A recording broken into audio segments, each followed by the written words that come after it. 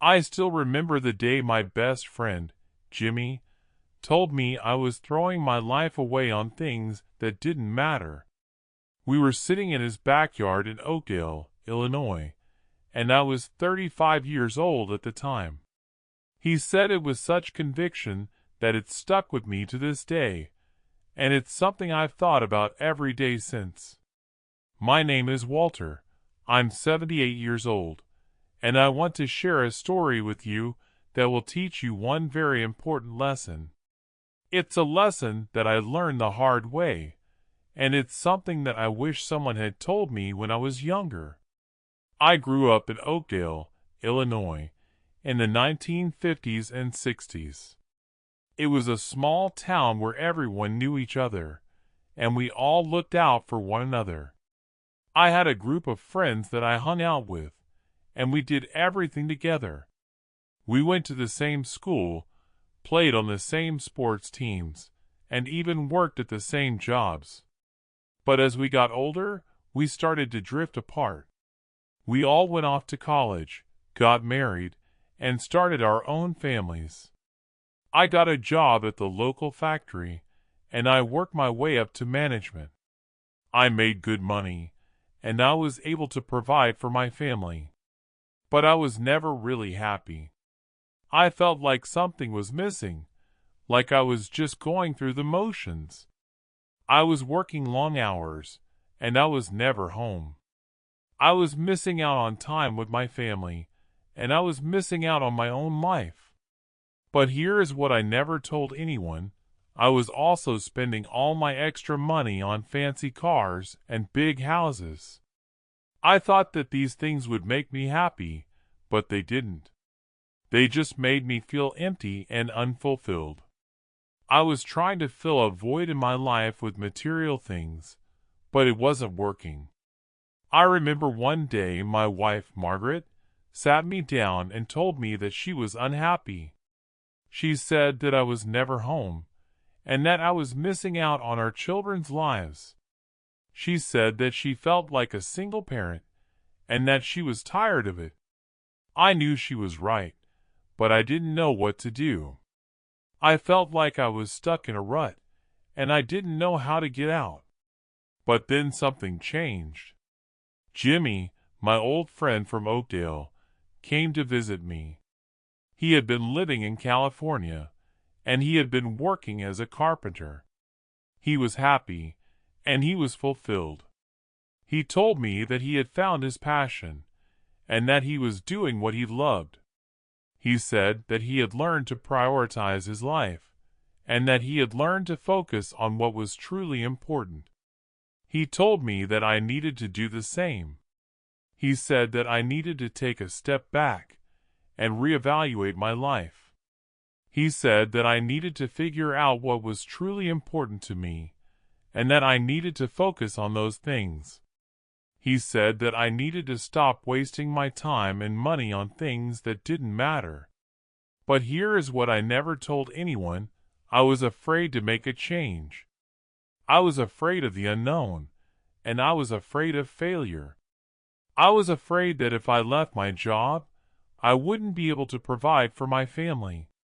I was afraid that if I sold my big house, I wouldn't be able to afford a new one.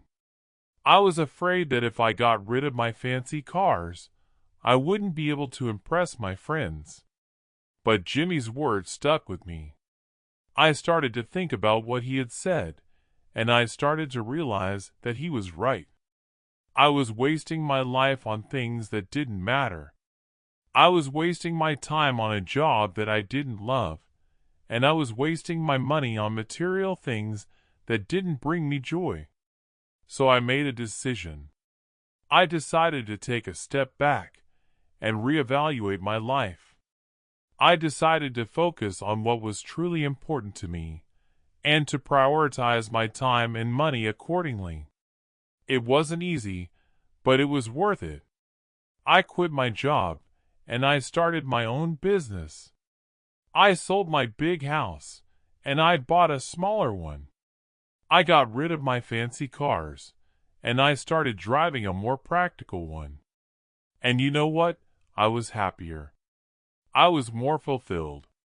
I had more time for my family, and I had more time for myself. I was able to pursue my passions, and I was able to live a more meaningful life. The revelation hit me hard. It's a simple truth, but a powerful one. I realized that life is short, and that we should focus on what truly matters. We should prioritize our time and money on things that bring us joy, and that make us feel fulfilled. We shouldn't waste our lives on material things, or on things that don't truly matter. But here is what I never told anyone: it's not just about the big things. It's about the small things too. It's about taking time to appreciate the beauty in the world, and to appreciate the people in our lives. It's about being present in the moment, and not getting caught up in the distractions of everyday life. As I look back on my life, I realize that Jimmy was right. I was throwing my life away on things that didn't matter. But I'm glad that I was able to make a change. I'm glad that I was able to focus on what truly matters, and that I was able to live a more meaningful life. And that's the lesson that I want to share with you. Don't waste your life on things that don't matter. Focus on what truly brings you joy, and prioritize your time and money accordingly. Take time to appreciate the beauty in the world, and to appreciate the people in your life. Be present in the moment, and don't get caught up in the distractions of everyday life. Now, I remember the day Jimmy told me I was throwing my life away, and I can see that he was right. I was, but I'm not anymore, and that's the greatest gift I've ever given myself. If you want to hear more stories like this, please subscribe to my channel. As I look back, I realized that Jimmy's words struck a chord deep within me, and it was only a matter of time before I woke up to the reality of my situation. It's funny how sometimes it takes someone else to point out the obvious, to make us see what's been staring us in the face all along. For me, it was Jimmy, but for others, it might be a stranger, a loved one, or even a life-changing event. Whatever it is, the important thing is that we take heed, that we listen to that inner voice that's been whispering to us all along. I remember the days that followed Jimmy's lecture, and how I started to reevaluate my priorities. It wasn't easy, let me tell you. There were times when I felt like I was losing my sense of identity, like I was giving up on the things that had defined me for so long. But as I slowly started to let go of the distractions, I began to notice a sense of clarity that I'd never experienced before. It was as if the fog had lifted, and I could finally see the path ahead of me. It's been a journey, to say the least. There have been ups and downs, twists and turns. But through it all, I've come to realize that the greatest gift I've given myself is not just a newfound sense of purpose, but also the ability to appreciate the little things in life. The way the sunlight filters through the trees, the sound of birds singing in the morning, the taste of a home-cooked meal. These are the things that bring me joy, that make me feel alive. I think that's what Jimmy was trying to tell me all those years ago. He wasn't just trying to get me to change my ways. He was trying to get me to see the world in a different light. He was trying to get me to understand that life is not just about achieving some grand goal or accomplishing something monumental. It's about the everyday moments, the small victories, the quiet triumphs. As I sit here now, reflecting on my journey, I'm reminded of the power of human connection. Jimmy's words may have been the catalyst for change, but it's the relationships I've formed along the way that have given my life meaning. The people I've met, the stories I've heard, the lessons I've learned, these are the things that have shaped me into the person I am today. And that's what I want to leave you with: the importance of connection, of community, of shared experience. It's easy to get caught up in our own little worlds, to forget that we're not alone in this journey. But I want you to know that you're not alone. There are people out there who care, who understand, who are going through similar struggles and triumphs. And it's through these connections that we find our strength, our resilience, our sense of purpose.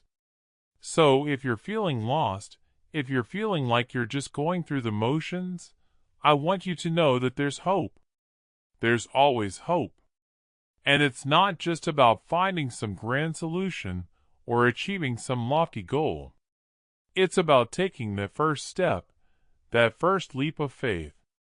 It's about being open to the possibilities, to the people, to the experiences that life has to offer.